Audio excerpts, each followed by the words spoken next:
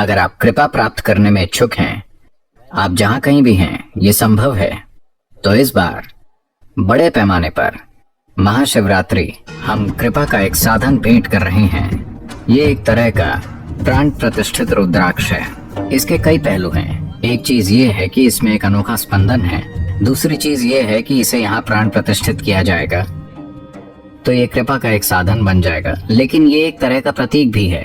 रुद्राक्ष पहनने का कारण ये है कि कई तरीकों से शिव या आदि योगी इस बात को दर्शाते हैं, क्योंकि ये एक सचेतन चुनाव का प्रतीक है कि आप तय करते हैं जीवन की बुनियादी प्रक्रियाएं, खाना पीना, मल त्याग, प्रजनन और नींद।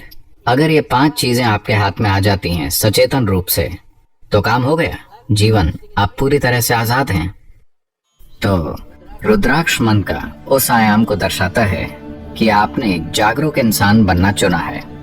इसके स्वास्थ्य और अन्य लाभ हैं, वो अलग बात है, लेकिन एक सरल सी बात जो आप खुद को और हर किसी को बता रहे हैं कि जब मैं रुद्राक्ष पहनता हूँ तो मैं एक सचेतन प्राणी हूँ। मैंने तय किया है कि जो धरती पर मौजूद हर दूसरे प्राणी के लिए एक मजबूरन गतिविधि है, मेरे लिए ये एक सचेतन प्रक्रिया है।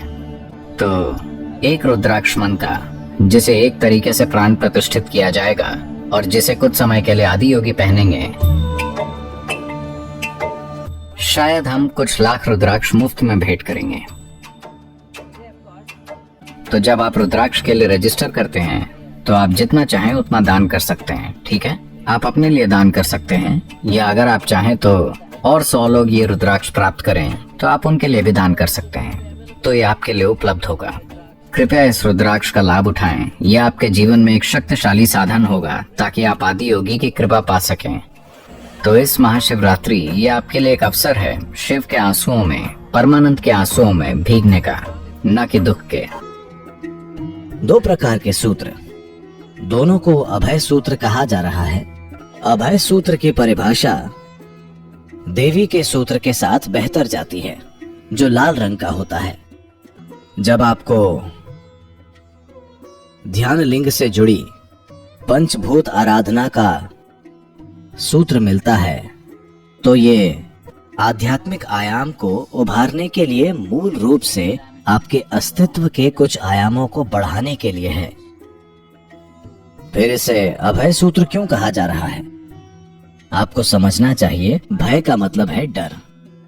डर का आधार आपकी भौतिकता है। अगर आप भौतिक नहीं हैं तो क्या आपको भय होगा? नहीं। ये भौतिक की सीमा है जो भय का कारण बनती है। अगर आप बिल्कुल भी भौतिक नहीं हैं तो आप किसी चीज से नहीं डरेंगे, है ना? तो उस संदर्भ में इसे अभय कहते हैं। लेकिन असल में ये परे जाने का सूत्र है, तो ये निर्भय या निर्भयता की स्थिति की ओर भी ले जाता है। हम इसे निर्भय सूत्र कह सकते हैं और इसे अभय सूत्र। ये एक सुरक्षा की तरह है।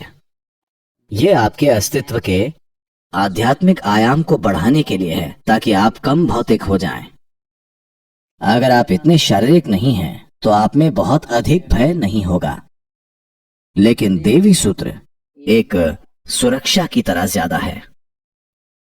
चोरों से मुक्त होने के 2 तरीके हैं। अगर आपको हमेशा डर लगता है कोई चोर आपके घर में आ सकता है और चोरी कर सकता है, तो एक तरीका है बाहर पहरा लगाना। दूसरा तरीका यह है कि आपके पास कुछ नहीं है और कोई भी नहीं आएगा। यहां तक कि अगर आप उसे बुलाएंगे तो भी वो नहीं आएगा, वो कहीं और चला जाएगा। तो ये उनका तरीका है, कुछ नहीं है इसलिए कोई नहीं आएगा, इतना निडर। एक तरफ आप एक गार्ड लगाना चाहते हैं, आपके पास अभी भी सामान है, आप गार्ड रखना चाहते हैं। मैं देखता हूं, ऐसे बहुत सारे हाथ देखता हूं जिनमें दोनों हैं। ये अच्छा है। तो इसे कैसे उतारें? आप इसे कम से कम 40 दिनों तक रख सकते हैं। अगर आप साबुन इस्तेमाल नहीं कर रहे हैं, बहुत ज्यादा साबुन, तो ये ज्यादा समय तक चलेगा। अगर आप बहुत अधिक साबुन इस्तेमाल कर रहे हैं तो ये कम से कम 40 दिनों तक जीवंत बना रहेगा। अगर आप सिर्फ ठंडा पानी इस्तेमाल कर रहे हैं तो ये ज्यादा समय तक चलेगा। अगर आप गर्म पानी से नहा रहे हैं तो ये कम से कम 40 दिनों तक चलेगा। ये है, अगर धागा अपनी दृढ़ता बनाए रखता है तो वो ऊर्जा बनाए रखेगा।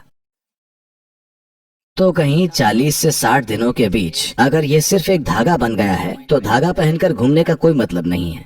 तो आप इसे उतार सकते हैं और इसे ऐसी जगह रख सकते हैं जहां ये आसानी से गल जाए। आमतौर पर परंपरा ये है कि किसी पौधे के पास एक छोटा सा गड्ढा खोदा जाता है और उसमें डाल दिया जाता है, क्योंकि उसमें पानी दिया जाता है और 3 दिनों के अंदर वो खत्म हो जाएगा।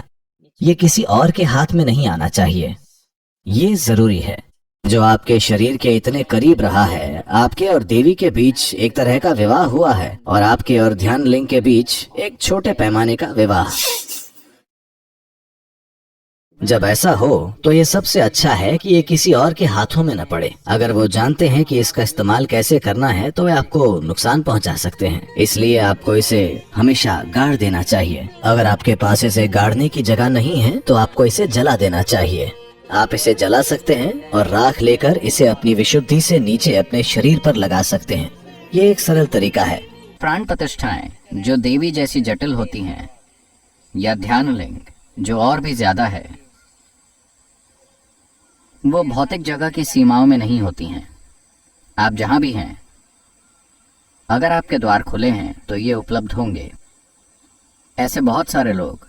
तो मैं आपको बता रहा हूं कि प्राण प्रतिष्ठित रूप उनके भौतिक स्थान तक सीमित नहीं होते, क्योंकि ध्यानलिंग कोई भौतिक रूप नहीं है, बल्कि ये एक ऊर्जा रूप है जो स्थान और समय से परे है। तो अगर कोई इच्छुक है तो आप कहीं भी हों, ये आपको उपलब्ध है। पर फिर भी आप में से बहुतों को ये बहुत काल्पनिक लग सकता है, तो मैं कहूँगा कि ये अच्छा होगा कि आपने कम से कम एक दर्शन किया हो। अगर आपने ध्यानलिंग को देखा है, अगर आप वहाँ बैठे हैं, तो वैसे भी ध्यानलिंग के माध्यम से आपके भीतर आध्यात्मिक बीज बोया जा चुका है। और अगर आप अपने लिए बस एक समय फिक्स कर लें, अच्छा होगा कि सुबह या शाम में, और बस शांत होकर बैठ जाएं, तो ध्यानलिंग की ऊर्जा आपको आपके भीतर से जरूर आगोश में ले लेगी। और अगर आपको सपोर्ट के लिए कुछ देखने को चाहिए तो आप एक फोटो या यंत्र ले सकते हैं जो आपको जरूरी सपोर्ट देगा। पर ये सारे सपोर्ट बस इसलिए हैं क्योंकि व्यक्ति मनोवैज्ञानिक रूप से विचलित है, नहीं तो इनमें से किसी की जरूरत नहीं है, क्योंकि इसकी उपस्थिति में जो आध्यात्मिक बीज बोया गया है वो वैसे भी इसे सुनिश्चित करेगा। पर अगर आपको कुछ दिखने वाला सपोर्ट चाहिए तो जरूर आप ले सकते हैं।